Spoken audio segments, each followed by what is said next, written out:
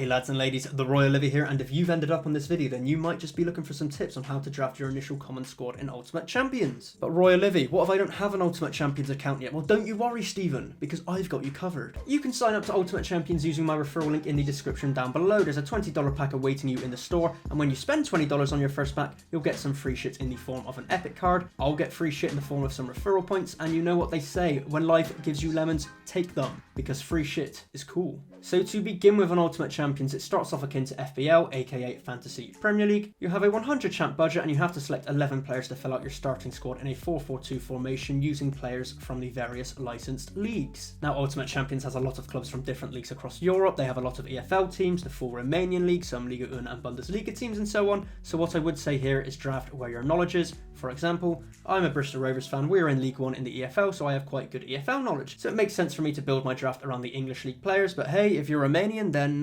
yeah, maybe do Romanian league things. Although I'm pretty sure any Romanian people watching this video would have understood about 15% of what I've said. I talk quite fast and have a fairly layered Bristolian accent, so yeah, good luck with that everyone. I'll also add here that Ultimate Champions only scores league matches, so no cups, European or international football, meaning EFL players will have 46 game weeks of utility, whereas other leagues typically only have 38 matches of utility, sometimes even less than that. So another notch in favour of drafting towards the EFL here with those extra reward opportunities. These common cards can be used in beginner and epic tournaments, as well as the league, where their use cannot be understated at all, with no rarity bonuses or limitations. So a strong foundation of commons can go a long way in pushing you towards rewards each week, especially for the lower budget managers. Now if you're more unaware of the best price players here on the draft section and you're not too sure who often plays and performs well, you can see a player's previous game week scores on the top right of their card, just hover over the little number there. But I would also advocate for using transfermarkt.com, for instance, as a scouting tool. Not sponsored.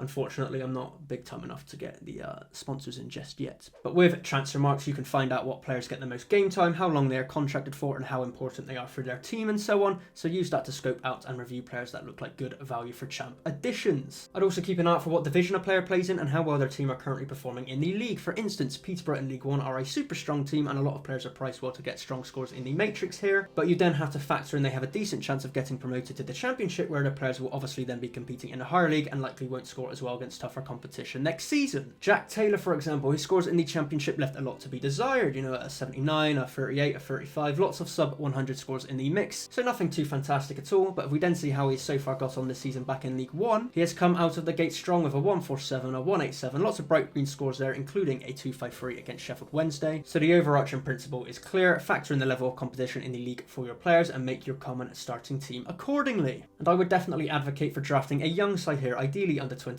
players, as two staples in the tournament section right now are the global tournaments and the under 23 tournaments. So if you can draft towards both of these at the same time, then you can't go wrong. Two birds with one stone and all of that jazz. I'd say at the very least get an elite under 23 goalkeeper and forward in your draft, as it is a bit more work to find good deals for under 23 players in these positions on the marketplace. So drafting in common versions here will go a long way in helping you be competitive across a scope of tournaments. Now on to the actual drafting of the squad. You could go out and get 11 players with roughly 9 champ each who will start most games for their clubs to fill out your squad, and they'd be decent players for sure, but quite frankly that's not the way I'd approach your draft at all. And I will say this is purely my opinion, but basically 11 decentish players simply won't cut the mustard. They won't score high enough points against the matrix often enough to make them worthwhile additions to your account, and this is why I've made up some absolute bullshit terminology to describe how I would draft your initial squad, and that's the high-low style of drafting, which means well, it doesn't mean much, so I just made it up, but basically you're going to want to draft 5 or 6 tier 0 elite players who will take up a majority of your draft budget, and then 5 or 6 absolute shitters to fill out the remaining spots, i.e. the cheapest valued players available on the draft. So on the screen here I'm showing an example of doing this. I've logged in a James Trafford for 13.9 champ, probably the best under 23 goalkeeper currently on the game,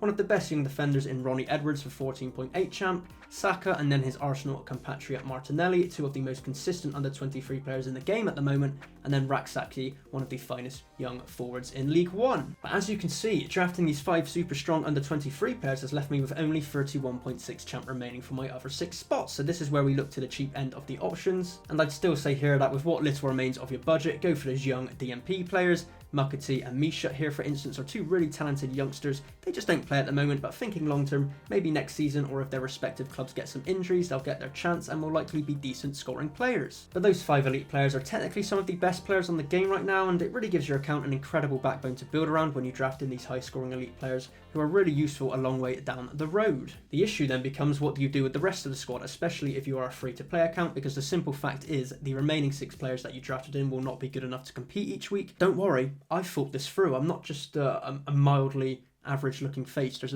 a bit of smarts up here as well. Don't you worry about that. So the reason why I'd recommend drafting a high-low squad here is because once you've completed your draft and go into the regular game, you are instantly greeted with what is effectively an onboarding process for your account. You have these tasks up here on the play page to complete, which when you do, you'll get rewards, which is just lovely if I say so myself. So instantly you're rewarded with 3 more common cards, which will give you enough players to register a starting 11 and your free subs. My team here, for instance, doesn't have many actual players playing matches this game week as I'm recording this during the international break, but you can still enter and confirm your squad all the same. That then rewards you with some MGC, which can be used in the pack store to get a basic pack. This only contains 2 commons, but as you can see, I've managed to pack a Gabriel from Arsenal, another top tier player right there. So he would obviously go right into my matchday squad typically, so that already turns my super strong 5 that I initially drafted into a super strong 6. Whereas if I had drafted 11 mid tier players, I'd still be lacking any real explosivity to my lineup. Is that a word? Explosivity?